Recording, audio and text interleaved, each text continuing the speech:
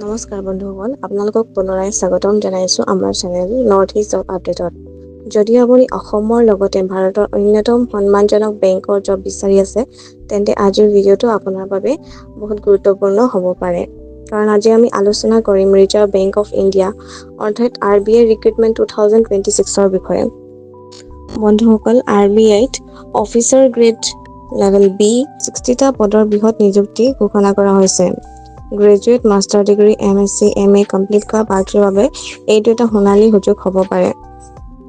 গতিকে ভিডিঅ'টো স্কিপ নকৰাকৈ শেষলৈকে চাওক, কাৰণ মই সকলো তথ্য, post details, qualification, salary, age limit, relaxation, application fees, apply process সকলো একেবাৰে সহজ ভাষাত বুজাই দিম।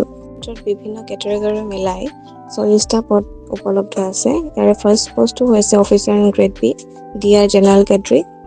এই পদ 21টা ভেকেঞ্চি আছে। ইয়াৰ বয়সসীমা হৈছে প্ৰাৰ্থীৰ বয়স 21 বছৰৰ পৰা 30 বছৰৰ ভিতৰত হ'ব লাগিব।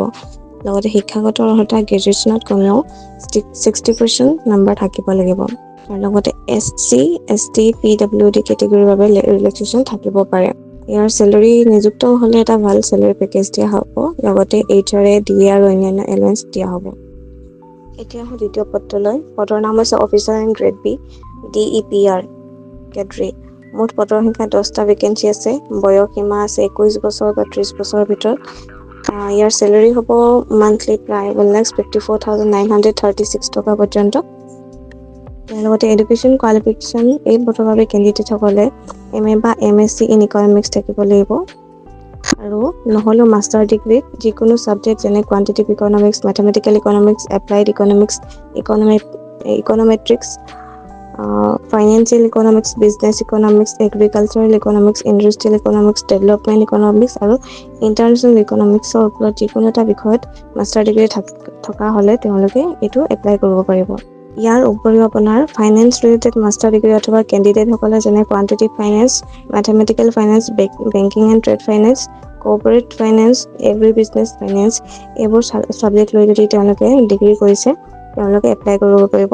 আৰু তেওঁলোকৰ মিনিমাম পাৰ্চেণ্টেজ 55% থাকিব লাগিব।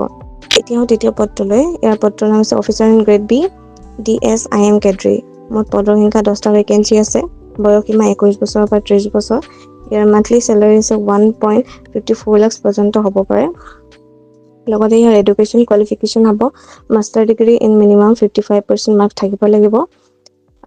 আৰু তেওঁলোকে নিম্নলিখিত ছাবজেক্টত মাষ্টাৰ ডিগ্ৰী কৰা হ'ব লাগিব, যেনে statistics, mathematical statistics, applied statistics, quantitative economics, ইয়াৰ উপৰিও data science, artificial intelligence, machine learning, big data analytics subject.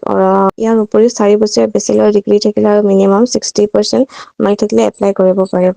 Reserve কেটেগৰীৰ কেণ্ডিডেটসকলৰ বাবে এইজৰ ৰিলেক্সেশ্যন দিয়া হৈছে।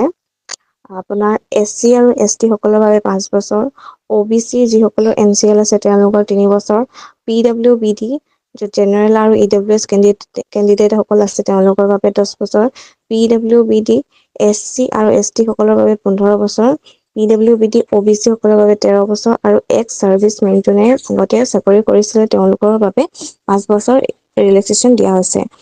তাৰ লগতে যদি MPhil হোল্ডাৰ্ছ আছে, কোনোবাই যদি MPhil ডিগ্ৰী কৰিছে তেওঁলোকৰ 2 বছৰ আৰু PhD সকলৰ বাবে 4 বছৰ এজ ৰিলেক্সেশ্যন আছে। বেংক আৰু SU এক্সপিৰিয়েঞ্চ নথকা কেণ্ডিডেট সকলৰ বাবে মিনিমাম 3 years ৰিলেক্সেশ্যন আছে।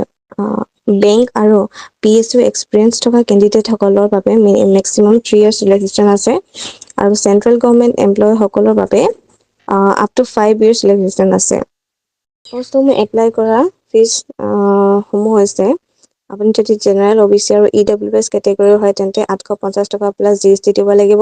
ঠিক সেইদৰে SC, ST আৰু PWBD কেণ্ডিডেটসকলৰ বাবে 100 টকা প্লাছ GST। RBI ষ্টাফসকলৰ বাবে কোনো ধৰণৰ ফিজ নাই। এতিয়া আমি এপ্লাই কেনেকৈ কৰিব লাগিব সেইটো জানো আহক। প্ৰথম ষ্টেপটো হৈছে আপুনি RBI অফিচিয়েল ৰিক্ৰুটমেণ্ট পৰ্টেললৈ ভিজিট কৰক। দেন আপুনি ৰিক্ৰুটমেণ্ট ছেকশ্যনলৈ যাওক। RBI গ্ৰেড বিত ৰিক্ৰুটমেণ্ট 2026 নটিফিকেশ্যনটো অপেন কৰক। দেন ৰেজিষ্ট্ৰেশ্যন কৰি নিজৰ সকলো ডিটেইলছ ফিল আপ কৰক। ফটো, ছিগনেচাৰ আৰু ডকুমেণ্ট আপলোড কৰক। দেন আপুনি এপ্লিকেশ্যন ফিজটো আপুনি পে'মেণ্ট কৰক। সকলো ছাবমিট কৰাৰ পিছত এপ্লিকেশ্যন ফৰ্মখন আপুনি প্ৰিণ্ট আউট এটা চেক কৰি ৰাখিব। বন্ধুসকল, এপ্লাই কৰাৰ আগতে অফিচিয়েল নটিফিকেশ্যনটো এবাৰ ভালদৰে পঢ়িব, যাতে কোৱালিফিকেশ্যন বা এলিজিবিলিটি লৈ কোনো কনফিউজ নাথাকে।